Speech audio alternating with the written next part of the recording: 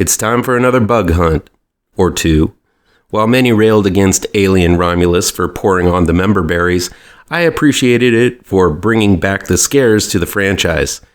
And scares is what this Best in Horror Countdown, 2023 through 2024, is all about.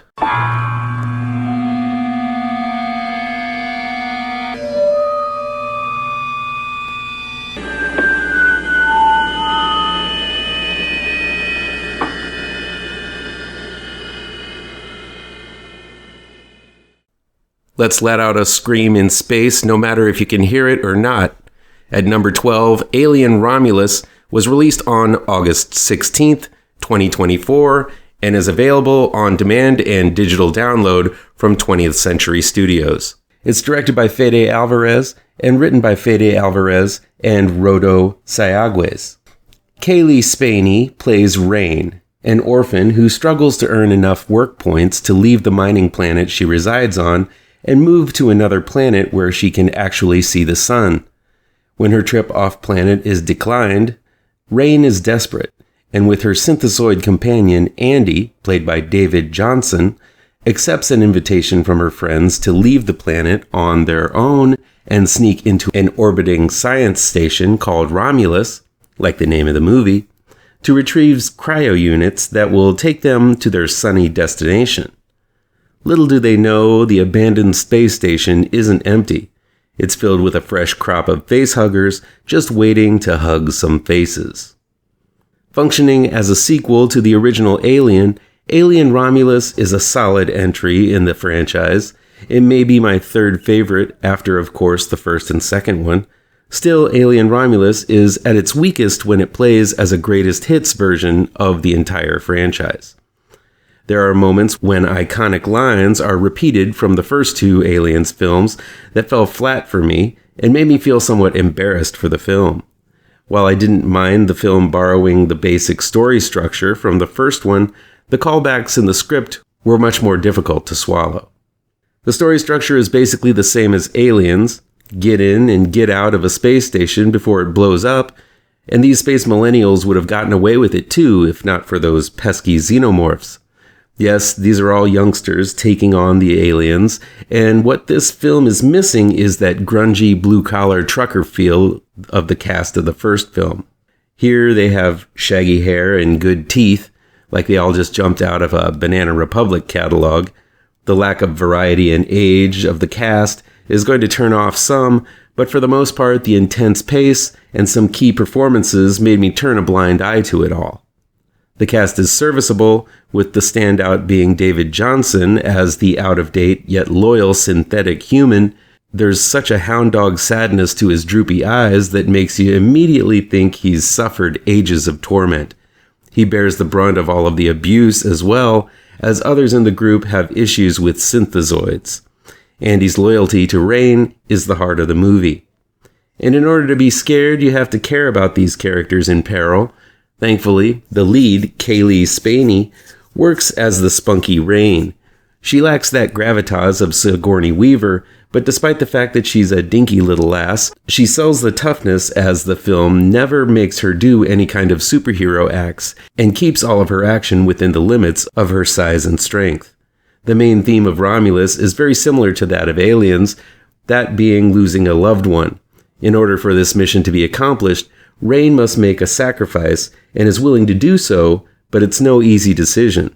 The film makes it a choice whether to leave someone behind rather than someone dealing with the regret and remorse of leaving a loved one that was prevalent in Ripley's Aliens arc.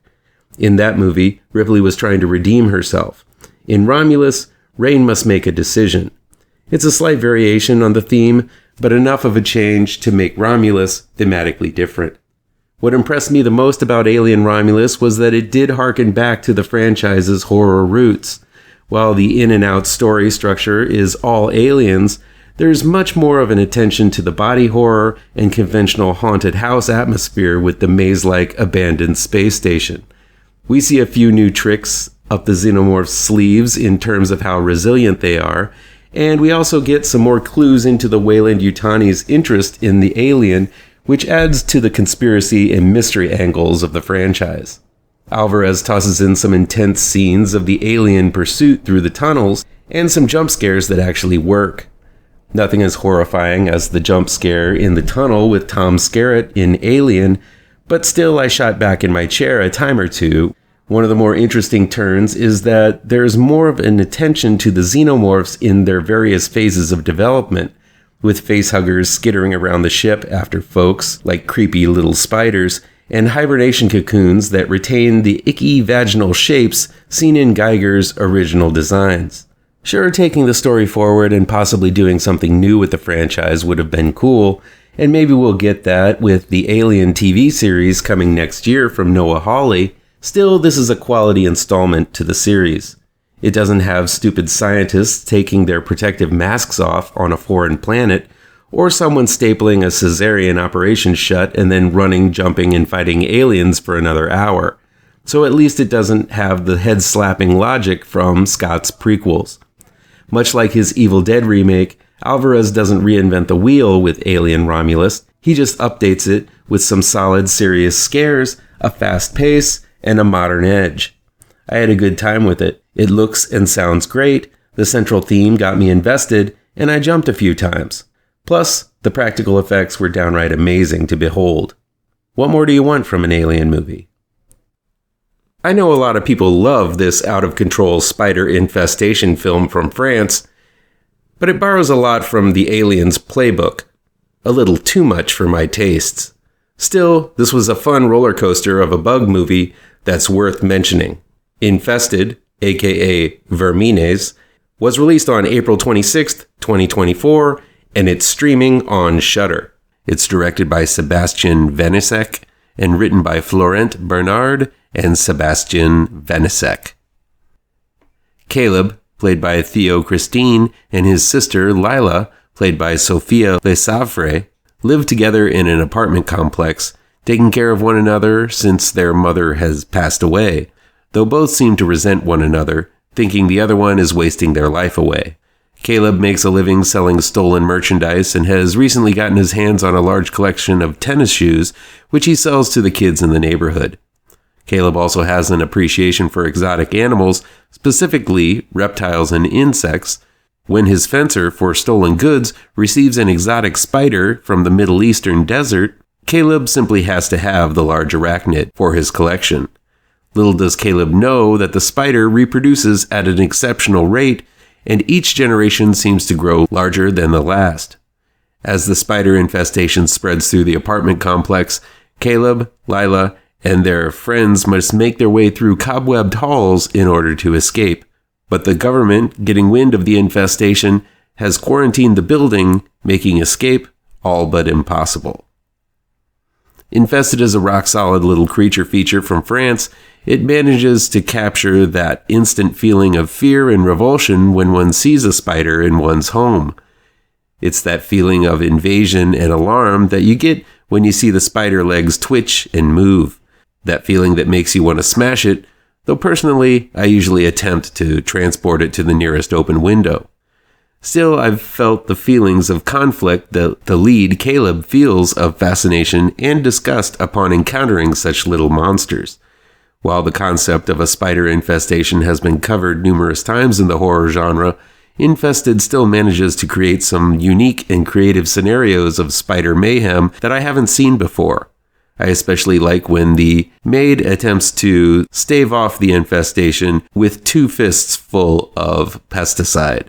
And even the scenes that are familiar, director Sébastien Vanicek stages these scenes in ways to amplify the shocks, jumps, and thrills nevertheless. The CGI spiders are pretty seamless here. While the spiders aren't particularly different than those we've all encountered before, the fact that they look so real does make them all the scarier. The speed these little critters show when they leap to attack or just skitter across the ceiling are definitely going to give you chills and itches in all the right places. But while the spider scenes are some of the most effective, the leads, though they are talented actors, try their hardest to get you to dislike them. As Caleb, Theo Christine plays him as an angry, impulsive, and reckless youth. He's all emotion. In fact, everyone in this movie seems to be pissed off at something or someone, And while that is understandable when the situation goes dire and spidery, the cast seems salty even before the arachnids attack. This makes it hard to root for them when the webs get spun. While there is a nice little character arc and conflict between Caleb and his sister Lila, played by Sophia Lasavre, they're so negative towards one another from the get-go that it almost makes them irredeemable. Still, it's evident this group of younger actors have talent. They just spend the whole time in this movie scowling, weeping profusely, or yelling at one another. Infested is a blend of arachnophobia, wreck, and attack the block, as it traps these angry street kids in an apartment with a bunch of spiders with no escape in sight. It's a fun mix, one that works for the most part, and manages to squeeze some new and exciting ways to further our fears of these multi-appendaged monsters. This is going to be a recommend as a fun, modern creature feature that'll make you squirm, itch, and scan the ceilings for eight-legged onlookers. Once again and always, feel free to agree, disagree, or how about you play along at home and give me your own picks for your favorite horror movies. It's October, so let's talk horror.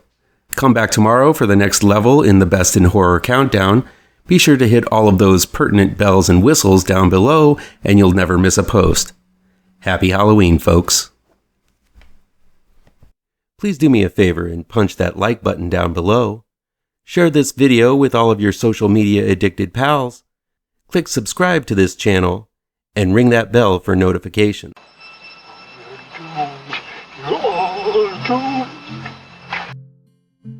You're doomed to live the life you're meant to be. Stuck